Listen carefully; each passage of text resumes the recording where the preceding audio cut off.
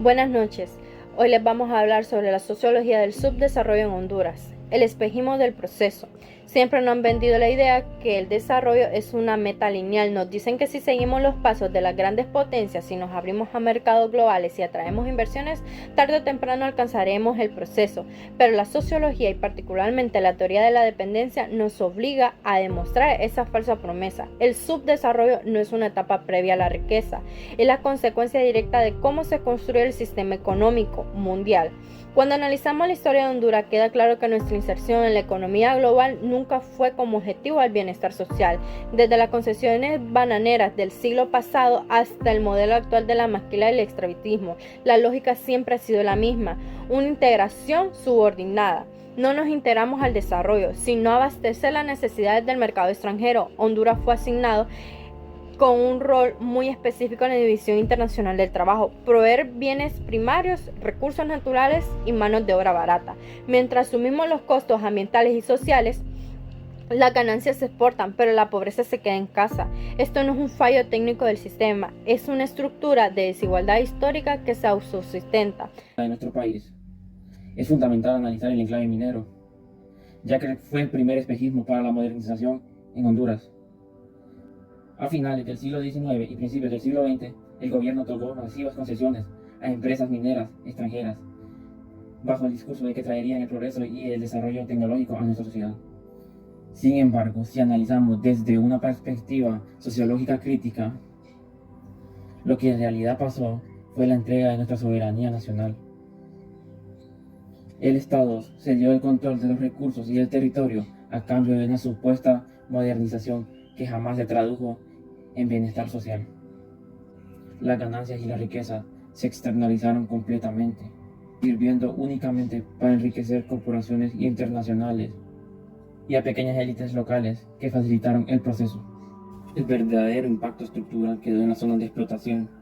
Las comunidades locales no recibieron infraestructura sostenible, sino que fueron despojadas y heredaron tierras completamente degradadas, contaminadas y una total vulnerabilidad económica. Así la minería inauguró en Honduras un modelo económico basado en la dependencia, donde el territorio nacional es explotado para el beneficio de mercados externos, dejando un saldo de pobreza estructural que persistirá en los enclaves posteriores.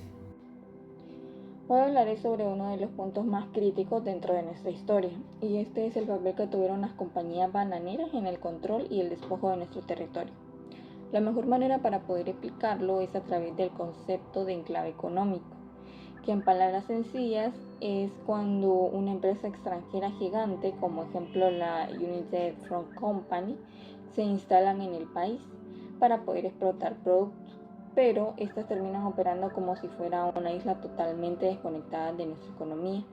Las ganancias aquí nunca se quedaban en la misma, sino que se enviaban directamente al extranjero. Lo grave es que estas corporaciones operaban como un estado dentro de otro estado, con acuerdos a su favor. Como ejemplo tenemos el Tratado de Ferrero Bonilla de 1911, donde el gobierno les regaló el control de los ferrocarriles, los muelles, el telégrafo y de enormes cantidades de tierras públicas. Con este poder, las bananeras terminaron controlando las leyes y la política local, quitando o poniendo gobernantes según les convenía. Esto pues claramente destruyó por completo lo que era la vida en el campo. Pueblos enteros fueron desalojados por sembrar bananos a gran escala. Los campesinos perdieron lo que eran sus tierras y terminaron convirtiéndose en obreros explotados con un sueldo miserable y de igual manera sin ningún tipo de derecho. Las comunidades dejaron de trabajar para su propio bienestar y pasaron a depender totalmente de la empresa extranjera. En conclusión, este modelo nos deja una herencia con una gran dependencia económica, desigualdad y de igual manera daños al ambiente. Pero también este mismo uso fue el que hizo reaccionar al pueblo, dando origen a los primeros movimientos obreros organizados en Honduras. Compañías bananeras. A inicios del siglo XX, pues las compañías extranjeras llegaron con la promesa de progreso y empleo, mas sin embargo, pues bajo esa fachada de desarrollo se escondió una realidad de dominio absoluto sobre nuestra tierra y nuestra gente. Pues la relación entre el capital extranjero y el trabajador fue una subordinación Y pues cómo lo lograron mediante 3 pilares de opresión: las condiciones inhumanas, jornadas agotadoras bajo un sol extremo, sin seguridad laboral y con enfermedades constantes. También lo que es la trampa de salario. Muchos no recibían dinero real sino fichas. Estas fichas solo se podían canjear en los comisariatos de la misma empresa, obligando pues al trabajador a gastar su sueldo en los mismos productos que la compañía vendía a precios impuestos por ellos. Indefensión total, pues no existían leyes laborales, sindicatos ni derechos básicos. El trabajador era tratado como un recurso desechable.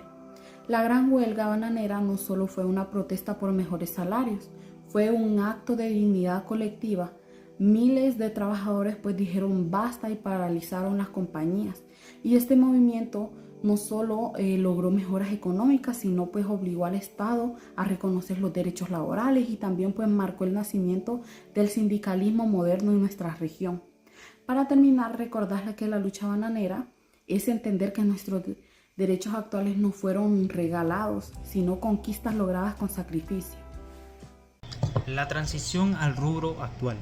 La maquila, conocido como el nuevo enclave. En el siglo XIX, con el enclave bananero, y en el siglo XX y siglo XXI, con la maquila, los gobiernos siempre nos han justificado que estos modelos, bajo la misma primicia, el país no tiene dinero para desarrollarse, por lo que se debe importar. ¿A qué quiere decir esto? En el viejo enclave bananero habían excesiones de impuestos por 99 años, los cuales implicaron a regalar tierras a estas compañías fruteras para que siguieran avanzando, siguieran elaborando, pero no era así. Tales a las cuales como la United Fruit Company, que ellos adquirieron tierras para intentar hacer ferrocarriles, pero no para conectar el país, sino que solamente para exportar. Y ahora con las maquilas existen zonas libres o parques industriales que están exoneradas fiscalmente de por vida, a un largo plazo o para siempre, no se sabe. Lo cual el Estado ha renunciado a recaudar impuestos directos a ellos con la promesa de empleos masivos o transferir tecnologías. La transición al rubro actual. La maquila, conocido como el nuevo enclave. En el siglo XIX, con el enclave bananero, y en el siglo XX y siglo XXI, con la maquila, los gobiernos siempre nos han justificado que estos modelos, bajo la misma primicia, el país no tiene dinero para desarrollarse, por lo que se debe importar. ¿A qué quiere decir esto? En el viejo enclave bananero habían excesiones de impuestos por 99 años, los cuales implicaron a regalar tierras a estas compañías fruteras para que siguieran avanzando, siguieran elaborando, pero no era así. Tales a las cuales como la United Fruit Company, que ellos adquirieron tierras para intentar hacer ferrocarriles, pero no para conectar el país, sino que solamente para exportar. Y ahora con las maquilas existen zonas libres o parques industriales que están exoneradas fiscalmente de por vida, a un largo plazo o para siempre, no se sabe. Lo cual el Estado ha renunciado a recaudar impuestos directos a ellos con la promesa de empleos masivos o transferir tecnologías. Dentro de estos espacios o zonas libres o espacios industriales existe un control y una territorialidad. Sociológicamente hablando, un enclave se define como un estado dentro de otro estado. En la antigüedad o en las antiguas compañías bananeras, ellos controlaban pueblos enteros, tenían sus propias escuelas, sus propios comisariatos, sus propios hospitales o incluso su propia fuerza de seguridad. En las maquilas es similar.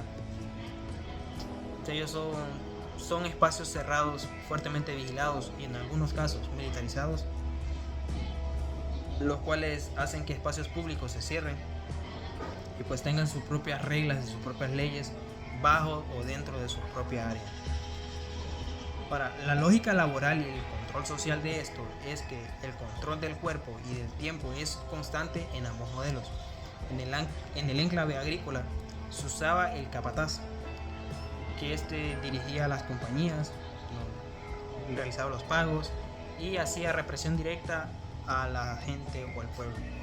Ahora, en el enclave de La Maquila, nuevo enclave, se aplican técnicas modernas de biopolítica o control de producción. ¿Qué quiere decir esto? Que tienen metas de producción, ya sea por hora, y es un estricto control para administrar bien los tiempos, ya sea para ir al baño, para ir a almorzar, el tiempo en el que tienen que sacar X cantidad de producto y todo esto. Análisis sociológico de la maquila, precarización y género. La maquila es un modelo de producción industrial principalmente orientado a la exportación.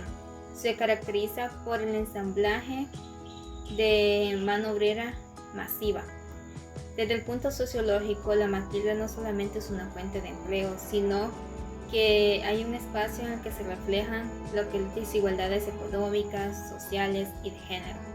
En muchos países de Latinoamérica, incluyendo lo que es Honduras, este sector ha permitido que miles de personas se incorporen a lo que es el mercado laboral, principalmente a mujeres jóvenes.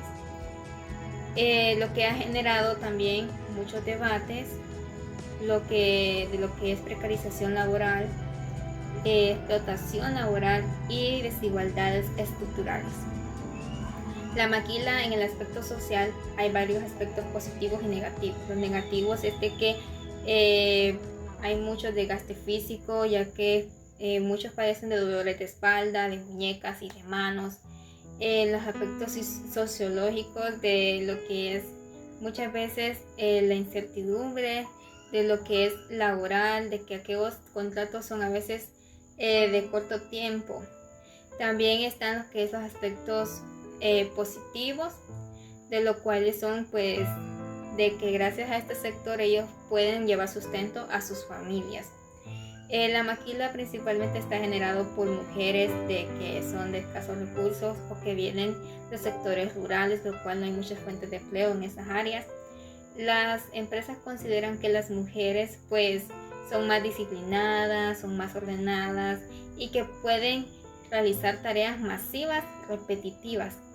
Desde el aspecto sociológico, un trabajador no es solamente un simple empleado, es un sujeto que experimenta varios cambios en su vida familiar, económica, salud y identidad social, ya que muchas personas pues gracias a este sector pues viven muchos cambios, ya sea para bien o sean para aspectos negativos. Desde el ámbito sociológico hay muchos cambios en este sector. La migración forzada y de la desarticulación familiar. Esto nos lleva a conectar con la falta de desarrollo histórico con las problemáticas sociales contemporáneas más graves de aquí de Honduras. Desde la sociología de la familia y de la migración se debe explicar la explotación laboral y el empleo precario, ¿verdad? De los modelos enclave y de las maquilas también, que no permiten una movilidad social. Al no encontrar oportunidades dignas en nuestro territorio, entonces la población recurre a lo que es la migración forzada y lo que genera un fenómeno masivo de la desintegración familiar, el desarraigo de comunidades enteras y una alta dependencia económica en lo que son las remesas, cerrando así un ciclo de vulnerabilidad social y estructural. ¿Dónde quedó el desarrollo para Honduras? Durante muchos años se dijo que la minería, las compañías bananeras y actualmente la maquila traerían progreso y una mejor vida para los hondureños. Pero si vemos la historia nos damos cuenta de que muchas veces ese desarrollo no llegó a la mayoría de la población. Primero tenemos la minería. Desde la época colonial se extraían grandes cantidades de oro y plata, se generó mucho dinero, pero casi toda esa riqueza salió del país. Mientras unos pocos se beneficiaban, la mayoría de las personas seguían viviendo en la pobreza y sin acceso a mejores oportunidades. Después llegaron las compañías bananeras, prometieron empleo y crecimiento económico. Y es verdad que dieron trabajo a muchas personas, pero las condiciones laborales eran muy difíciles. Recibían salarios bajos y tenían pocos derechos laborales. Las empresas también construyeron ferrocarriles y puertos, pero principalmente para transportar el banano, no porque buscaran mejorar la vida de las comunidades. Finalmente, podemos hablar de la maquila. Este sector ha dado empleo a miles de hondureños, pero también ha sido criticado por las condiciones de trabajo en muchas fábricas. Entre los años 90, por ejemplo, muchos trabajadores ganaban entre 400 y 600 lempiras por semana. Trabajaban jornadas de hasta 12 horas y en algunos casos ni siquiera pagaban las horas extras. Incluso algunos trabajadores seguían trabajando estando enfermos por miedo a perder su empleo. Y hubo denuncias de personas que, después de pedir una incapacidad médica, fueron despedidas. Esto nos hace pensar que el desarrollo no es solo crear empleos. El verdadero desarrollo significa que las personas puedan trabajar con un salario justo, en buenas condiciones y con respeto a sus derechos. Si una empresa gana mucho dinero pero sus trabajadores siguen viviendo con dificultades, entonces el desarrollo no está llegando a todos. Podemos decir que la minería, las compañías y la maquila sí generaron riqueza y empleo, pero gran parte de esos beneficios no se repartieron de manera justa. Por eso cuando preguntamos ¿dónde quedó el desarrollo para Honduras?, la respuesta es que el crecimiento económico existió, pero muchas veces no se tradujo en una mejor calidad de vida para la mayoría de los hondureños. Gracias.